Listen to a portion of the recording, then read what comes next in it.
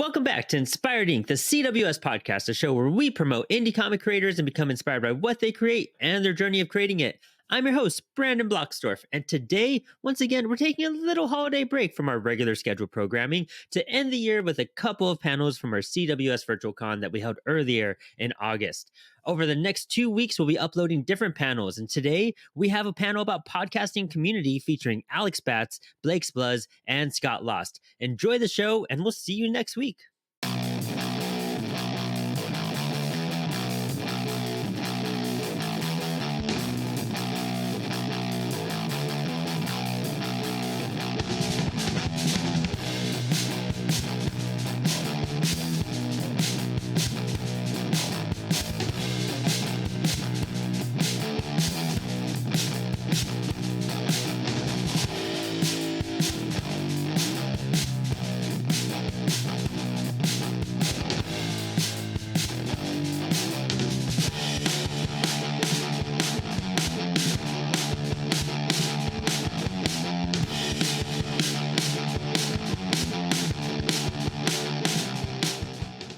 You know what show it is. It's the Comix Wellspring first virtual con. We are here hanging out with a whole bunch of dudes here who just love comic books.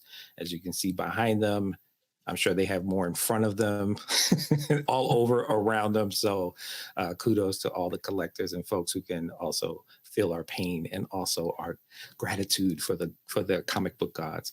As you know, I'm Gen X. Again, welcome back to the show. Hopefully you all, if you could do me a favor, let me know what you thought. Did you meet some cool people in the actual virtual space when we were hanging out?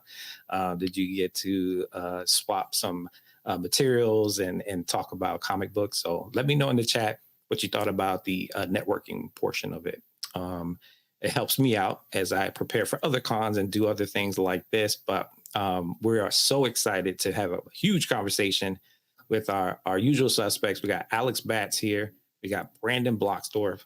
And now we have two more guests, Blake Thomas Morgan, who is from Blake's Buzz. And I love, let me tell you, Metal Ninja Studios. I was like, kick ass. That is so cool. And then we also have Scott Lost, and he's Making Comics Pod. He does a podcast on Making Comics Pod. And I love the Accidental Aliens, by the way. That was another find that I saw. And I was just doing research on y'all. I was just excited to hear about your project. So as before, I'll be playing Oz in the background and letting these gentlemen go buck wild on this next session. Please have your questions ready. You can do it in the Q&A so we can make it look nice and snazzy, or you can put it in the chat and Brandon will pull them up, or myself will pull them up so that we can make sure that we answer any and all your questions. All right, cool. Awesome. Have a good one, y'all. Thank you, sir. This was one of the panels today that I was most looking forward to because, pre-comic publishing Apollo City Comics, I was a podcast. The podcast started in 2018, and it was a way for me to break into the comic book industry, really because I'd been writing for comic book websites like Comics First, and I was doing interviews and reviews and stuff like that. And I was trying to find a way to break into comics. How do I meet people to make comics? And I wanted to keep the passion alive by, coming back and creating a show where I could study comics and have fun with my friends and have cool conversations. And it went from that to everything become very virtual. And then we got more people involved and we did movie commentaries. And then it led me to bringing interviews on. And that's where I got to meet Mark Bernal, and I got to, lead down the path that is now Apollo City Comics, as we are primarily a publisher more than anything. We keep on wanting to bring the podcast back, but, the podcast came from a point of passion and almost a point of me trying to desperately find a way to stay involved in comics.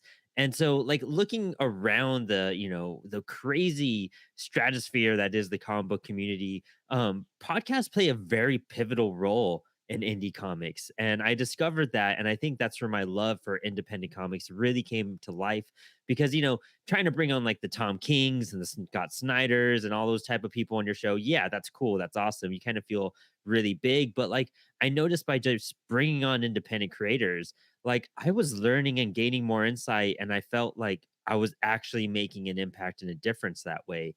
And it brought a whole lot out. And I think the show just transformed at that point.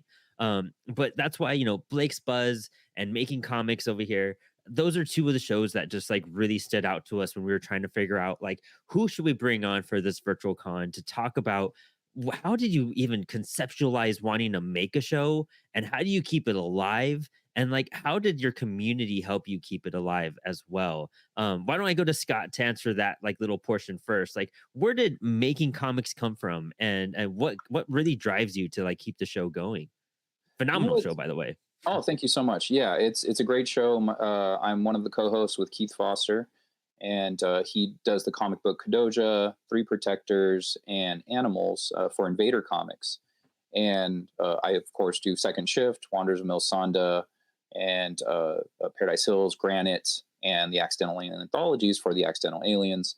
And so, me and Keith have known each other since basically our first year in comics. Like, both of our very second convention we ever did, we were boothed next to each other. They just randomly placed us next to each other. And we're kind of, I think we're kind of a bit of a different breed in comic books. And we like basketball, like we like sports and like other things. And we're just kind of like, it felt different than everybody else. Like, we're obviously in the nerd space. Like, we love comic books, Star Wars, all of that. But we also like other stuff.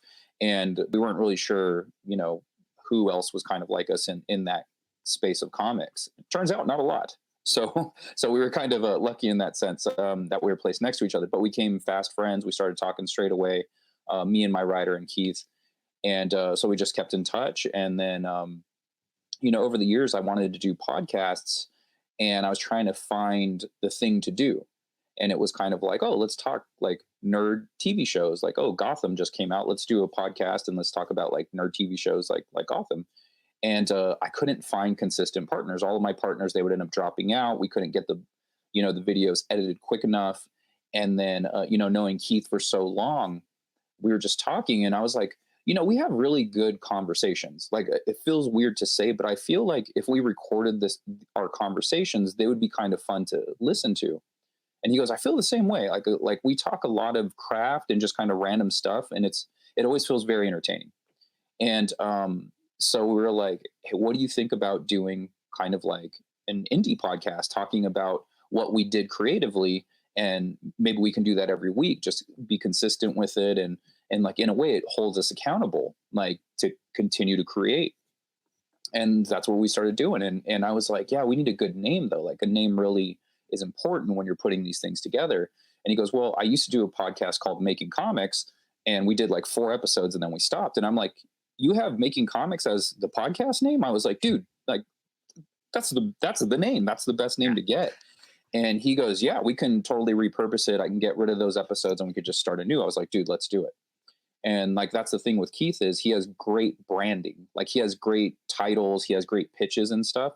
And so I was like, you don't get better than Making Comics, because that's what we're doing here. We're making comics. So that's kind of how it came about. And honestly, we do it every week because we love it. Like, we're really close friends. We like chopping it up. And, like I said, we're both productive people in general, but the podcast keeps us accountable, because every week the other guy's going to talk about what he did that week creatively.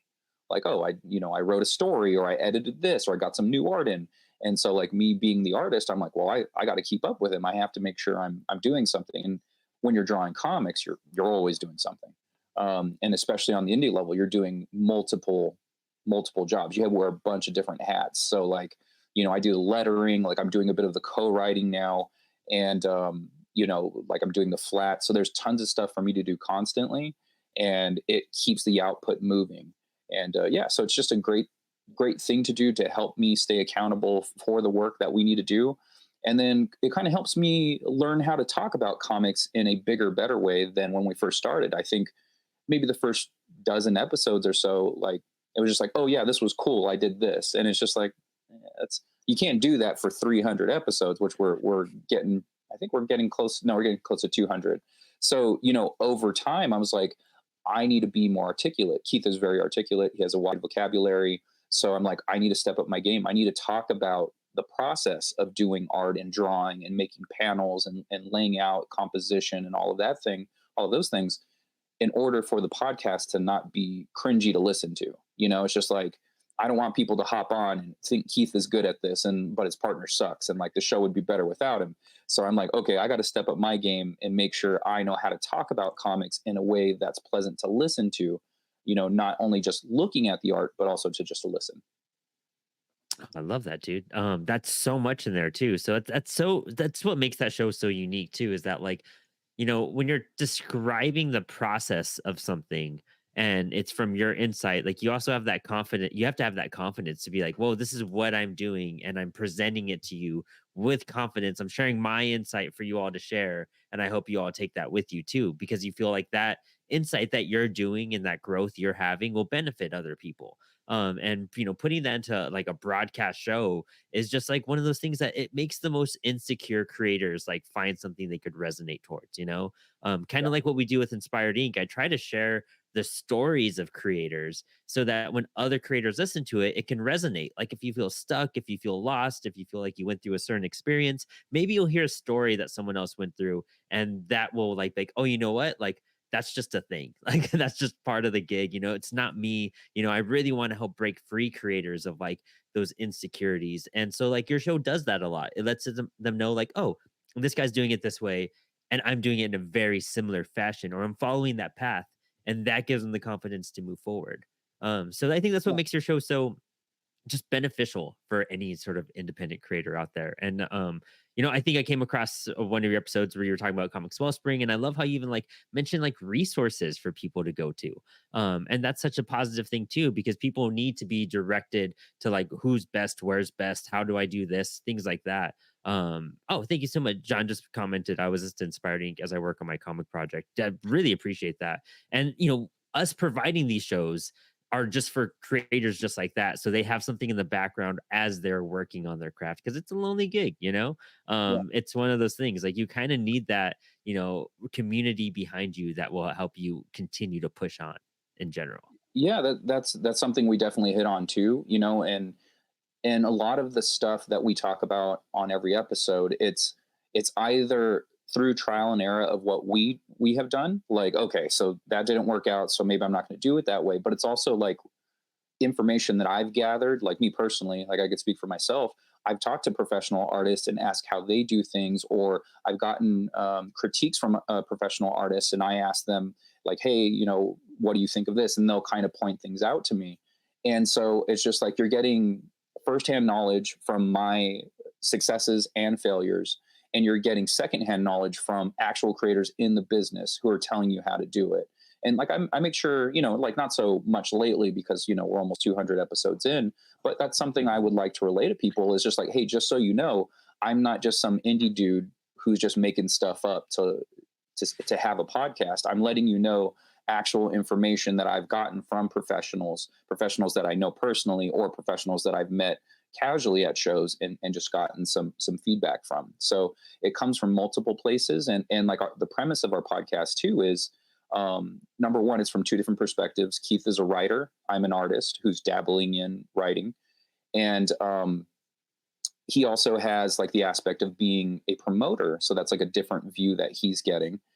And then the rest of the show is based off of what'd you do this week? And just that thing alone keeps you moving forward and progressing forward. And we have gotten comments from the fan base that say, I really love that you talk about your failures on the show too, because I fail and it discourages me from working more, and I want to keep working. And so when I hear you guys have failed at something, it makes me go, everyone goes through it. I'm going through it now, and eventually it's going to get better. So we love that. We love hearing from our audience and like seeing what they're into and what they're not into so much. And like, the benefit of the good is you're learning new information. We love that. The stuff you're not as much into is we have a timestamp, so you can jump to wherever you want to be. Like, like we start off with beers. We drink a beer every episode. We start off with beers. If you don't like the beer talk, there's a timestamp to jump you forward. We have a part at the end of the episode, which is called Bringing the Bullshit. And that's where we talk about random stuff, like stuff in our lives, things that we're collecting, things that we're reading. We watch basketball, so we talk basketball. So if you're not into that, you can stop there or jump or do whatever you got to do. So it's a pretty well-rounded podcast, like 3 years in. Like we kind of got the format down and everything. And so with that, it helps the creators just like, if you want to hang out with us, you know, like I said at the beginning of it was, I think our conversations are entertaining enough for people to listen to. So if you just want to hang out with a couple of guys that seems like people you could hang out with, just listen to the whole episode. You're going to be good. But if you are just a creator and you're not into the us as personalities, as people, then just jump to the craft and you're good to go. That's awesome. I mean, speaking of failures, if you want an episode full of failures, Alex and I will jump right on that and talk all thought about that was Apollo. how you were going to introduce me. I was like, oh no. Oh, man, Speaking of failures, I here's get Blake. we're just switch I right get over the to Blake stray. over here. And Blake, you have some connection with Invader Comics and I Keith do. Foster. I used to work with them. I liked working with them. The Metal Ninja got so busy. I had to. I don't get to work with a lot of like.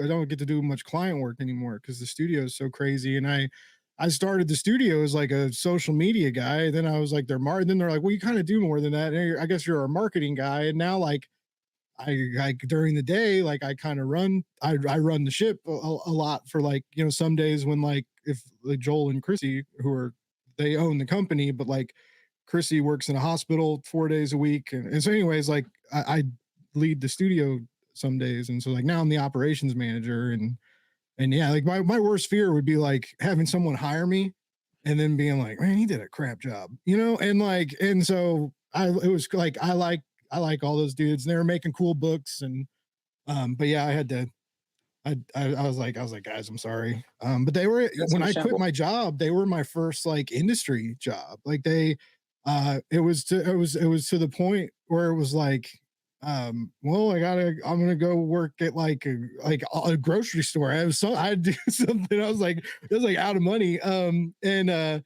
yeah, they hit me up and then after that I met with like Joel at the studio and then like through then like kind of started working like help Jessica on some Kickstarter campaigns and now I work. So yeah, it was kind of crazy. I snuck my way into the industry. I was like by yakking into a microphone. So everyone gets in a different way, man. It's all good. Yeah. As long as you get to the party, right? We're still here. Yeah. Yeah, I'm like that's the cool part about it too. Like, you know, breaking in through a podcast is like a weird avenue, and that's kind of what I did too. Which was, you know, I started in 2018. It took me till literally last year was when I put out my first book, the Punk Anthology. And then wow. you know, Alex's was our second book. His first book was our second book, and that was a Cybersync over here. And you know, him too having a background with like it was kind of an interview process where like you want to come on Apollo, just guest on a couple episodes, you know, you see if you like it, you know, you have some good insights, and then it just like bam, like it all just podcasting led us to like making comics in general, and it was fortunate. Where did Blake's Bloods come from? Like, how did this come about? Because it is a different approach from making comics completely, man. Like it's a different avenue. I might be difficult to work with. I don't. That might be so. When I just liked comics, right? I used to just get on Twitter when it was just wholesome, when it was just itty bitty old fun Twitter. And now it's like New York, but social media, you know? Yeah, yeah. It's brutal. Like, I think I had like a couple, like less than 200 followers, maybe like a while back. And I was reading comics and I would try as hard as I could. I'd do one tweet reviews, right? I would try and tag the creators and write like a sentence that encompassed all. And like I kind of, and some creators would share them and I started following people and then people were like, we started referring stuff to each other and talking. And then that's, you know, that was all. I was just getting to know people, reading comics. Then, you know, COVID happened and everything got real weird and everybody got a Zoom account, right? And so me and somebody, like we took the group chat to Zoom, basically. Like we were all by ourselves all the time. We didn't even think about it being a podcast. We were just like, hey, my buddy was like, hey, I got a Zoom. Like, you guys want to like hang out and talk one night? And it was like couple of them were from the UK. And so we was like, our group chat was from like all over. And so, you know, we scheduled a time, hung out. It was fun. We kind of started doing that. Someone got like a wild idea to record it. And then we were like, all right, let's try and do this. And it turned into the guy wanted it to be like an MCU focused, like like a hot take and a sneak peek, like a clickbait podcast. Basically, that's where he wanted the views. He was chasing metrics, and that's where all the go-to comic book metrics were, right? And so some of us were like, and then we had a falling out. So I didn't take kindly to like basically be told, well, you don't know what's cool or not. Well, guess what? That's 3 years ago. I think I do know what's cool. Just in case you're listening, haters. Anyway, but I say that, but I wish all them well. We don't not some of us still talk, but not all of us. But anyways, like we split apart, and then I kind of missed it and did another podcast, which we also split apart. So there's a common thread here of Blake leaves podcast so he does it by himself, and but that's also not true because I was with like X's for Show for a while, and they like kind of taught me how to podcast. They taught me how to be loose on a mic. And like, I would not, any success I have, like, if I was not on X's for Show, and like, if like Nico, didn't get me comfy on a mic, just nothing. Maybe I would have written, but like, I don't even know if I would have got a comic job, right? Because that's part of how people notice me from the podcast. So anyway, I know I'm not terrible, but I had some falling outs with some shows, and then I got into it. I bought this microphone, I had this stuff, and I was like, well, I'll do it by myself. And I still remember my first solo interview, and I'd interviewed the guys before, but it was Kevin Cuff and Bob France, and I love Metal Shark Bros like so much, and they were coming on to talk about their new book Dust Pirates. And I did an interview with them. That was my first solo show, and then after that, I didn't know how to edit. I didn't know anything. I didn't love know all of these names, by the way. The names of these books, and so I was like, these names are crazy. Like I'm enjoying I was like, what is that book about? Like, there's some wild titles. Yeah. No, anybody who's I know Scout's not everybody's favorite, but there's still a lot of cool books there, and Metal Shark Bros is one of them, and then Dust Pirates is from Key. They got put on. It all started. They're all Kickstarter guys, right? So like, I started talking to people doing Kickstarter campaigns, and I quickly figured out if anybody who wants to interview comic pros, find people that are launching a Kickstarter, even big names launching a Kickstarter will probably talk to you during their Kickstarter campaign. I've gotten lucky like a few times, just because like you reach out at the right time, because some of those guys aren't used to that, right? So they're like, yeah, I'll talk to anybody. We got to make this book happen. They're nervous. So anyway, yeah, I started doing it by myself, and then it was just a podcast, and then I started thinking, yes, I kind of wanted to get into YouTube, right? But it was weird, and I was nervous, and still, I remember the first live stream I did, and I was so drunk. I was so drunk. I was so nervous, and all we had was raspberry vodka, and I couldn't drink it straight. So I was like, I put it in the freezer, got it as cold as I could, and like chugged some and drank, like chased it with Diet Mountain Dew. Oh, it was so gross. Wow. I drank it so fast I didn't realize, like, about 20 minutes into the live stream, I was lit. I was lit, and I remember, like, I took a screenshot and shared it the next day, and it was like me being like, and I was totally shaven, and I had sunglasses on, and I was like, this is comics journalism. But I used to drink and party a lot on the streams, and I don't anymore. And I used to be nervous that I wasn't funny unless I did that, and I'm not nervous about that anymore. Like, I'm pretty funny. I'm still good on a mic, and I don't feel like as god awful in the mornings. Because those were fun nights, man. But you drink for 3 hours on a live stream, and then you hang out for a couple hours after the live stream, and it's 1 o'clock in the morning. And I used to have a day job. Right. Like, yeah.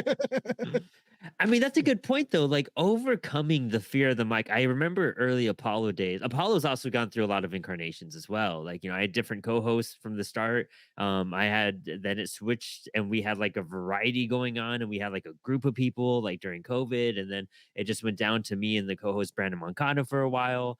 And then, schedules were getting complicated and Alex Batts came in last year and then Alex and I kind of did the last Apollo episodes, essentially, you know what I mean? Because it just everything else got so busy, you can't keep up with that. But Were you guys one of doing those late night? Yeah, we were doing them like at night, like it was 9 late night p.m. at the Apollo. Yeah, all right. Oh yeah, we did a couple of those.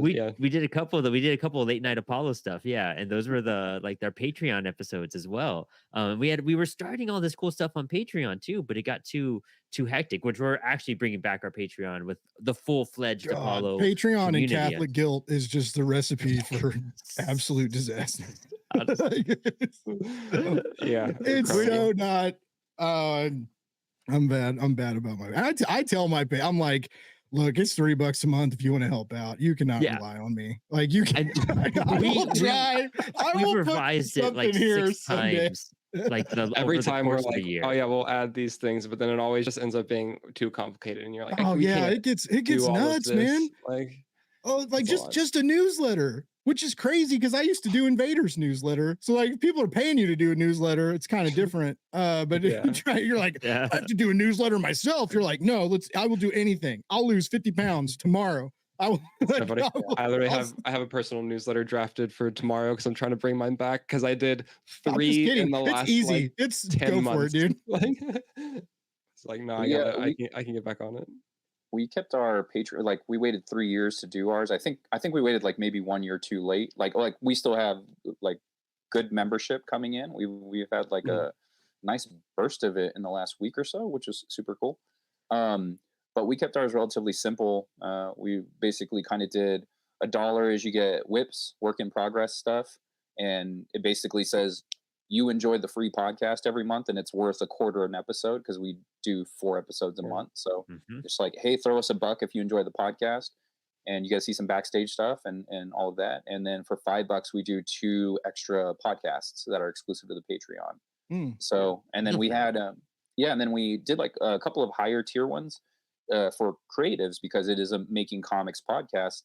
So we did like a $25 and $50 tier where for $25 we'll meet for you for 30 minutes, and then 50 we'll meet with you for an hour, and you could kind of pick who you want to talk to. So if it's like you're in the writing stages of it, then you can talk to Keith, and if you're in the art stage of it, you can talk to me. Or if you want to be crazy and flip that around for some reason, you can. I'm probably not going to be that helpful, but I'm going to tell you if I like your story. Yeah, I would not draw that if you paid me, sir. Go back to the book. Good thing I'm not your artist. No. Yeah, so it's cool to kind of figure out what you're going to do, but make sure you're not overextending yourself, because I've seen artists overextend themselves and promise too much, and it's just like, where are you going to find the time to do that? Like, you know, like I know a bunch of artists, and I know how productive and how not productive people can be, and I know that I'm a productive person. I'm like, that would screw me up so bad. I can't. Like, doing 2 extra pods a month isn't a problem because they're like shorter. They're like, you know, we normally do an hour. We found that the hour is a good marker as to how long your audience wants to stay and listen to you, because we started going over it and it started affecting our numbers, and you know, we're kind of like trying to figure it out. And I'm like, I think we've been going too long. I think we need to stick really close to the 1 hour mark, and that's kind of people's attention spans these days. And you know, like I was a wrestler for 10 years, and one of the old adages is keep them wanting more.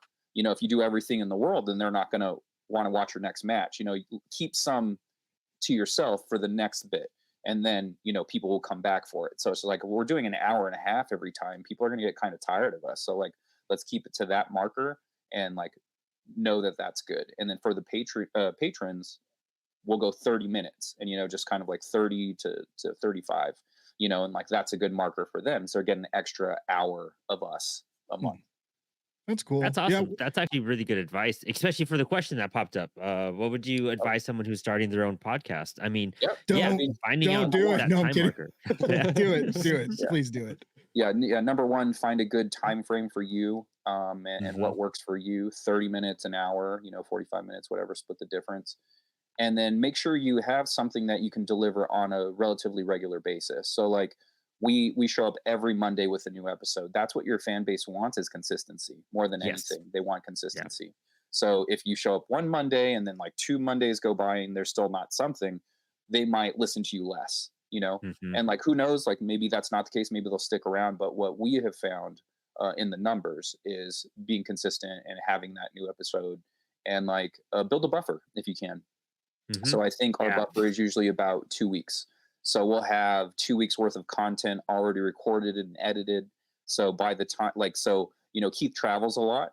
So, you know, he's got his kids, he's got his wife, you know, so he's always going somewhere.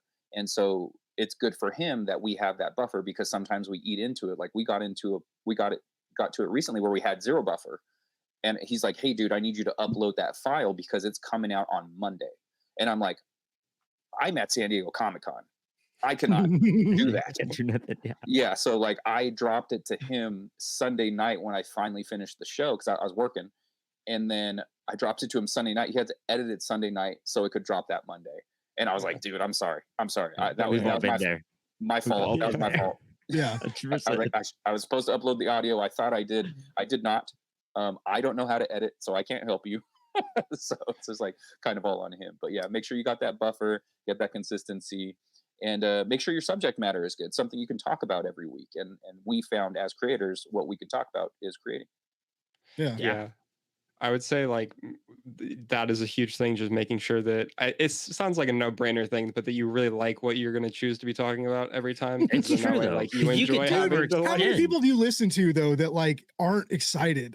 Yeah. I'm not trying to be shady or throw shade or be a jerk, but I do research sometimes, or if I get a big name, I'll check out some places that they went, or like to figure out how to say somebody's name, right? That's also an easy way to, but I'll be like, these guys do not sound excited that this person is on their show at Right. all, right? And Right, and yeah. like yeah, it's crazy. It's like it's a weird feeling to watch something and be like, dude, are these guys having fun? Am I Yeah. having Right. fun watching this? Like I that, you actually don't want ran that to happen. into I actually ran into the name thing during the episode because I thought I knew how to say it. Because Yeah. you know, I listen to comics podcasts. Like I love the iFanboy guys. iFanboy is Mhm. fantastic. If you guys don't listen to iFanboy, you should listen to iFanboy. Um, and so they'll talk creators and they'll say creators' names. And so I'm just like, they're in the business. They went in exactly the way you guys kind of started, like being on a podcast. They started with their website, which turned into a podcast. And so I'm like, they're in the business. They know how to say these guys' names. So I had Andy Bellinger on, and so I'm talking to him. I introduce him, blah, blah, blah. We finished the whole episode. And I was like, "All right, Andy, hit him with your social media, where they could find you online, this and that." And he goes, "Yeah, yeah, Andy Belanger, blah, blah, blah." And I'm like, "Wait, what? How do you say your last name?" And he goes, "Belanger." And I was like, "Dude, I'm sorry. I've been butchering your last name this whole episode." He goes, "You're American. It's okay." He's Canadian.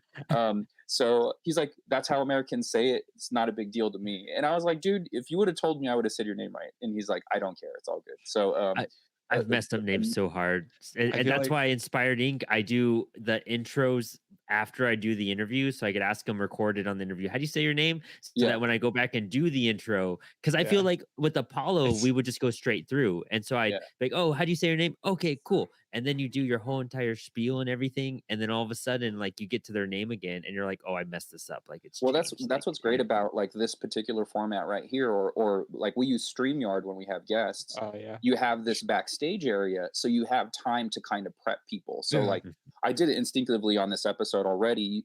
Brandon, you were talking, and I did this, and so like something that we've learned over the years, and just to have good like audio, so we're not stepping over each other. Like we just do this, and then like if you say something interesting, I'll raise my hand because I want to say something about what you just talked about. And Mhm. like everyone, and like we'll kind of prep them. Like if one of us raises our hand, and including you, the guest, if you hear something interesting you want to say, just raise your hand, and we know you're next. And then that person that's speaking will finish their thought, so you can jump in. So the audio Mhm. stays nice and clean, and you don't have this jump over. So I guess that would be another note if you're recording a podcast with other people. You know, figure something out to make sure your dialogue's clean, because especially with this day and age where everything's about the short and the like the sound bite, you don't want to like have a guest who's saying something that's so like brilliant, and you're like, and you're just like, dude, you're ruining the audio. And Like, it cuts it out. shut up, don't say anything, and like just nod your head. Like, I agree with this. I agree with what you're saying. So when you do raise your hand, then you can jump in and you can give your take on whatever they're saying or your response to whatever they're saying. Those visual cues are so important because that's how I end up reading people a lot. Like you have to really like, whenever I'm watching the cameras or we're interviewing people, I'm looking at like facial expressions, I'm looking at body movements, and even me like in the background, like when I don't want to interrupt what's going on, I'll give like a little hand gesture, you know what I mean? Like, yeah, like, and people are just like, okay, cool. And it also gives that person the confidence, like, okay, they're paying attention, they're listening, they know what's going on. Like, what I'm saying sounds solid and good. And it gives like the guest a lot of confidence because as hosts, we have, we've overcome that mic fear, like we were kind of talking about earlier. And that mic fear takes a while. I mean, we do this almost weekly, daily, all the time we're in front of these like screens and mics and setups and all that. So we've kind of become accustomed to like virtual conversations. But for those who aren't that acclimated to it, then you kind of have to like really kind of guide and baby them in a very positive way. You kind of like carry them through the conversation so they still feel confident and they feel relaxed. Like my best advice, I guess, for anyone trying to start a podcast, and if you're interviewing people, like the more relaxed you are and the more you're able to like relax your guest, the better the show's going to be. And the better like information will come out of it, and the better like you'll all feel at the end of it. Like you'll actually feel like, man, that was a great time. Like I just got to like enjoy myself and flow with the conversation. Kind of also why I don't ever really prep too much before, as in like guiding, like hitting certain bullet points, you know what I mean? Like I really try to keep it an open conversation for everybody, and I try to hit like 3 main points I want to hit, but like I never really, if I don't hit some of them, it's fine. Like I'm never trying to redirect things and change it. I'm really just trying to have an organic conversation with everyone I have to get the best out of them. But Blake, what oh my bad, either Blake or Scott, I just get one more piece Just of real advice quick, from you. yeah. No, it's the other thing of like the bullet points, like you said, you want to have something just in case, like maybe your guest isn't as, I don't know, extroverted. Like Yeah. they're an artist. Some artists are very introverted, so it's hard. But you do want to have certain things you want to hit. So like I've had a couple of creatives on who I admired, and the first one I was like, oh, I sound like a fanboy. Like I need to chill out. Like it's too much. It's too much. But then other ones like it was Doug Wagner, actually. He does vinyl, plastic Mhm. for Image, and like I after the interview was over, was like, dude, I'm a dork. Like I straight up fanboy. I was like, oh yeah, and then that was cool, and then I had his partner Daniel Hilliard on, and that one was more organic, and then like it might have just been the difference between having a writer on as opposed to an artist, because like I speak the language, so it's just like, okay, I can vibe with you, or like, and the bullet points that I'll have is, if you follow their work, there's certain things about their work that you want to talk about, and like it's not necessarily the question that they're going to get every interview, and like for me specifically as an artist, I can jump in. So like with Daniel, I was just like, hey man, so when you were drawing Narcos, I noticed a lot of repetitive pattern work, like a lot of parallel lines, repetitive pattern work. I was like, do you like trad more at all? Like, are you into trad more? Because I was getting some trad more vibes. And he goes, dude, yeah, I'm glad you picked up on that. That's exactly, I love Trad's work. And like when I was thinking of these particular scenes, I was actually thinking of his work, and I was just like, oh, that's awesome. So it's just like, if you listen to the pod, you might be getting questions that you wouldn't get that are kind of standard type of questions. So having bullet points is great, and you can delve off into interesting things that maybe other people don't. Love that. And Blake, what's your best podcasting advice too? I'm curious on like with the direction of the shows you've done and everything too. So like I prep, I read a lot, but I do not. I may get up like topics that I want to bring up or try to get into, but like I remember when I interviewed Brian Edward Hill, and I got lucky. I interviewed him like really early, like real early, a few years ago. He's so cool, great. right? He's so nice. I love him. And I told my buddy, I was like, I'm interviewing a guy who wrote Batman, and he's like, yeah, what are you gonna ask him? And I was like, not I don't have any questions. I was like, I'm not gonna write down. I was like, I don't do that. And he was like, what do you mean you don't? you interview people, you don't write down questions. And I was like, no, I was like, that's boring. I was like, we vibe. But what I do, and it still shocks me. A lot of guests tell me, they're like, man, thank you so much for actually reading the book. And so like, if you're gonna do a podcast, well, okay, if you're gonna do a podcast, you should be familiar with what you're covering. If you're gonna do an interview show and you're gonna have creators on, you should do them the respect and research them a little bit and read their work. You don't have to come up with crazy questions. You don't have to, and I've been here, you don't have to like sweat over, or like when you get 5 minutes with Kevin Eastman at a con and you're like, what do I ask this dude in 5 minutes? That okay, like get that stuff out of your head, right? Like you don't have to worry about asking the best questions and all that, but like know the material. When I never run out of anything to talk about, because if I start sensing that a thread is wrapping up, or if I notice that a topic is dying out and I'm like feeling it, like I'll bring up the book. I go right back to the source, right? And then like people love my show because we talk about weird stuff, right? And we talk about life and things outside of comics. But when I need to, when I feel that thread wrapping up, it's like I have that. That's always in my back pocket. Hey, I liked this book that you wrote. Oh, okay. Guess what? They're gonna love hearing that you loved a book and a specific example that was like, oh wow, they actually read this, not just like the first issue, like, and like they will love that. And then guess what? Like they warm up to you. And then when that happens, the conversation gets even better. So yeah, my biggest advice is I guess specific to interview stuff, but like actually watch the movie or read the book, or whatever guest that you end up lucking out. And any guest is lucky when you're doing content, right? Because without content you starve, right? This is our only food. So like if it's Tom King or if it's a Kickstarter person no one's ever heard of and it's their first book, treat them the same, okay? Like give them the same amount of respect, like when the mics are hot. But yeah, read the books. Like I said, don't sweat over the questions, but read what you can and give them that, respect them that much. And it's shocking to me that's apparently so many people don't do that. Cause like when the mics go off, I hear that a lot. Like I wish these other press people like read the comics, like, and it's like, wow, that blows my mind. And that's a bummer. So like I have great gear, right? You can get cool lights, nice cameras, everything. Okay. You could talk into your cell phone and be excited with someone and make a podcast, right? But the excitement, being knowledgeable, those two things go a shocking long way when you're starting out. Reading the book, I think that's what we're kind of combining everything that, both you and Scott have said so far.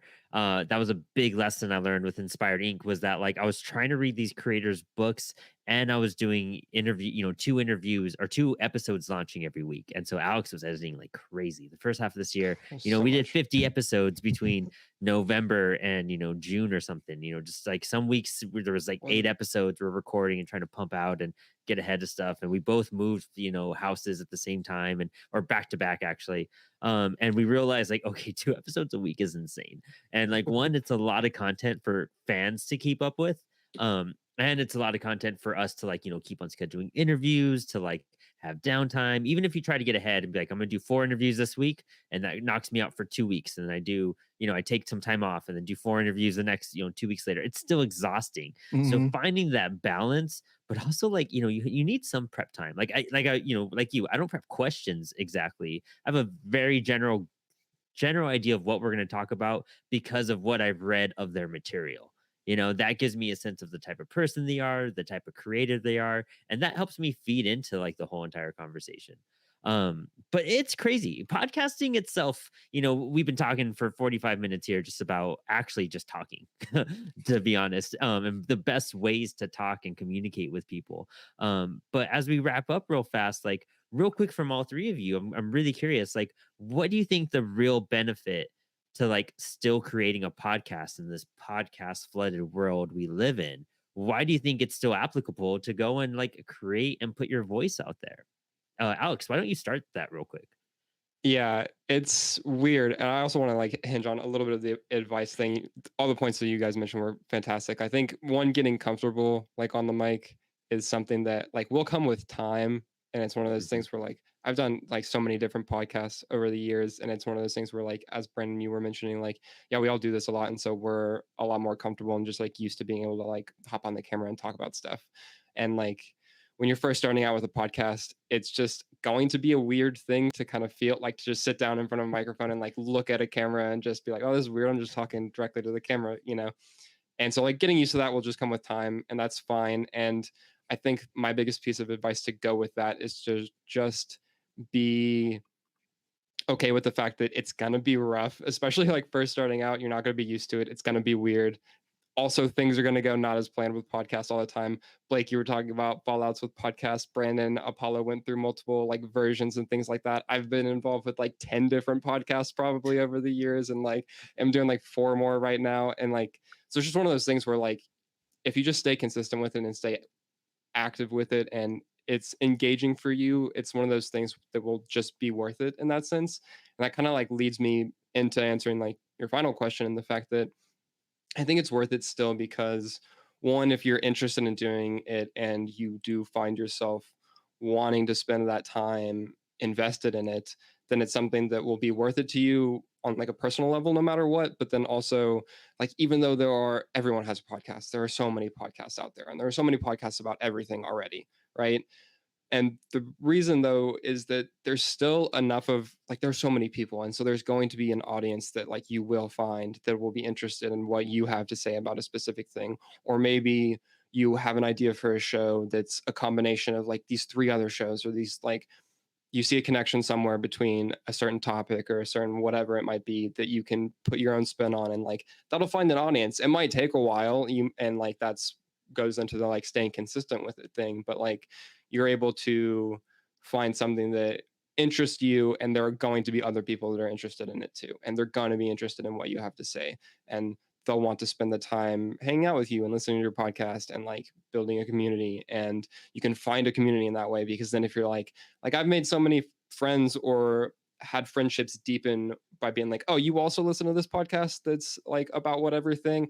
Like Brandon all the time will mention, like we'll reference a podcast that he like re-listens to about storytelling, and he's like, oh, you should listen to this is super useful for, you know, I listen to this one for if I need storytelling inspiration, or like I listen to this one if I need to hear creators talking about their process or whatever it may be. There's a podcast for it. And so I think that the reason that it's still like worth going is because it's a combination of all of those things, and it does make it a useful time investment. And I was watching a podcast the other day, and one of the things that the host mentioned was that people all the time will say like, oh, I want to be reading more books. I don't read as much books about, it was a philosophy podcast. They're like, I don't read as much books about philosophy anymore. I just like listen to all these philosophy podcasts. And the host was like, well, I mean, you're still doing the same thing essentially. Like, we write things down so that we can remember the conversation. Like, you're now just like cutting out the middleman. You're going straight to like the conversation and still getting the same thing out of it. And so I think, yeah, there's so many podcasts and so many around, and people do them so much because there is something like worthwhile in there with what creators have to say, and then finding, you know, a thing to be interested in through that. And then like we told stories verbally before we wrote them down and shared them in print. Yeah, You know what I mean? exactly. And printed them and shared them that way. You know what I mean? So like that verbal essence, I feel like will always have a precedent somewhere and make an impression on someone really well. Scott and Blake, whichever one you want to answer that one before we answer one last question, and then we'll wrap up. Yeah, a quick comment on Alex's thing. Yeah, it's funny. Me and Keith had a conversation about like audiobooks, I and love audiobooks. yeah, and so like much. he was talking to someone. He goes, "Yeah, I read this many books this year, or whatever." And they were like, "How did you read so many books? Like you're constantly doing stuff and whatever." It's like, "Well, I travel a lot, so I listen to the books." And they're like, "Oh, that doesn't count." And I Yeah, it said, does. "It Yeah. doesn't count to who? Like your teacher? Like we're Yeah. not in school anymore. Like you're reading the book to get either the story or the knowledge, whatever you're trying to do. If it's philosophy or whatever you're into, right? It's like Mhm. the book is to get the knowledge. But if you have someone read the book to you, are you still getting the knowledge? You are? Okay, then we're good. So it Yeah. still counts. It's and regarding why I personally do podcasts, it's because number one, it keeps me accountable. Number two, I get to talk to my buddy. And number three, it's grown our readership not only our listenership is a good Mhm. solid number, we have a nice fan base, but the one thing that we do ask on the pod before we had a Patreon, it's just an option either or. It's like, hey, we give you this information totally free. We don't expect anything from it, but it would be cool if you bought our books. Like, you make comics, which means you probably like reading comics. So why don't you read ours? Like, we're giving you some information. So in return, when we do a Kickstarter, we'll announce it and back the project, and and go from there. And so a nice amount of our listenership does back our projects. And not only that, we've had people that listen to the podcast meet us at conventions. Like, we had a guy, his name's Mike. He does this. Dope Cat is his comic books. He's a great guy, funny guy. The book is exactly what you think it is. It's the cat that smokes dope. So that's the whole book. But anyway, he was tabled next to us, I think 2 WonderCons ago, and he just heard us talking. And he goes, "Are you the Making Comics guys?" Because we didn't have like Making banners or Comics anything. banner. Yeah. Nothing that shows that we're the Making Comics guys. He just heard us talking. He recognized our voices, and we're like, That's "Yeah, you listen to the podcast?" He goes, "Dude, I love your podcast. Let's do it every week." And he slammed $20 down on the table, and he said, "All right, give me what you got. This is for you guys. Split it up, 10 each." Like, and I was like, "Dude, that's sick." And then, we met some other fans like at other conventions, and they'll come up and they're like, "Okay, all right, you talk about this book. I want to pick up this book." So, it's just another way for us to grow our readership, like in person and online, whatever the case is. So it allows us to grow and more people to discover our books and potentially grow new fans. So that's why I like doing it. Love it. And Blake, what keeps you pumping? God, man. Well, I mean, I'm addicted. I would miss it. I get so stressed. I have a new philosophy now where it's say yes and figure it out. And so, like, pretty much like any Geek Network email I get talking about an interview, I'm like, okay, cool, let's do it. Okay, cool, let's do it. Okay, cool, let's do it. And then I also, like, when like I do like five image interviews, and then I'm like, hey, what's Chip doing? And then maybe I got a maybe. That's right. So like they did not say no when I asked for my recent Chip Zdarsky interview. So anyway, but I keep saying it. Mad Cave and Paper Cuts keep sending me like new YA stuff, and I'm like, yeah, let's do it, let's get it. Yeah. And it's I have an interview with the digital Lizards of Doom. Gabe. Gabe, I was yeah. literally in my head. I was like, I was really worried I'm gonna about text Gabe and be like, you need to talk to Blake if this is not hard. No, he'll probably be like, why hasn't that guy aired my interview yet? Because I have 14 interviews in the can that need edited. Which is funny. One of them's Tom King. I interviewed Tom King months ago and haven't got to air it. Oh gosh, I don't know what I'm doing anymore, but I have a lot of cool stuff. Buffer. Yeah, right. Yeah. You gotta trim that buffer, dude. yeah, right. He's talking about a book that came out in January. You're like, all right, well, let's put this out. He talked about Wonder Woman and the CIA. That stays evergreen. It'll be fine. Totally, yeah. That's like her thing, right? She's like a god and CIA. Yeah. Her two things. But yeah, it quickly got like crazy. I still have episodes. I still have Planet Comic Con footage from March. Like, that's Man, like there you go. so, but it's just I also did I think I did 14 interviews at Planet Comic Con in a weekend in March, right? I didn't see a lot of other press doing that. So like, sorry, it takes me a minute to get stuff out, but I'm like, Especially when you're a one-man show. Like I've been there too, where it's rough. You're just doing it, all the editing, until like Alex came about. That's when I finally got some help and everything. And that's what makes it difficult, but it keeps you being like, well, I got a lot of work to do. You know what I mean? I got something to work on and do and whatnot. Yeah. Well, we're hitting our limit. Long story short is I would miss it. I would miss, and I have too much money, and like the gear and I just bought a MacBook. Right, yeah. Like if I quit, what's all this stuff gonna do? Like, so. Yeah, that was the other advice is if you're gonna do YouTube or something, maybe get a good setup, because as you can see, I don't. because we're primarily a podcast. Like your guys' backgrounds look dope. I'm like, man, those are both cool. Like Alex got this greenish blue thing going on. Like I'm digging that. Brandon's got great Appreciate it. art and books behind him. Blake, you got like Ninja Turtle shit all over the place. It's like I love that. Like there's no problem with that. I'm in a temporary situation, so like my setup will be better at some point. But I was just like, I'll display my books. Still great. Hey, that Still works, works. man. It's Yeah, not. it works. Don't use the word great. Let's not use the word great, but they're there. I'm aware of I what love this it. looks like. I love it. Well, we're hitting our time cap here now, guys. We have to switch over to the next panel, which is actually going to be super exciting. We have Ro Hayashi joining us. She's a webtoon artist who actually became a comic book creator, signed with Cosmic Lion Productions, and she's going to do a manga workshop for us, which is going to be really Cool. interesting on her Very cool. approach. And Max Flowers will be joining her very shortly as well. So I'll start in about 5 minutes. Blake, Scott, I mean, we're all podcast hosts. We all can talk all day. We should have done a 2-hour session for this one if I was smart about Right. it, to be, knowing the type of people we're bringing onto the show. But I thank you guys so much for joining us. I can't wait to listen to both your shows. I can't wait to be on both your shows. We got to bring you guys both on Yeah, Inspired Inc. very soon as well, to talk more about this and go more in depth into podcasting and community and how it connects to indie comics and how it's impacted us. But everyone listening and watching, please check out Blake's booth if you're hanging out, and Scott's booth, Accidental Aliens. They're packed with cool stuff, great links. Go follow, like, subscribe, all of them. This is really good contact. And if you're trying to network and get people and find resources, check out, both of these creators. They want to talk to you. So thank you both so much. And we will see you all at the next panel. Thank you guys. Thanks, It was guys. awesome. Appreciate it.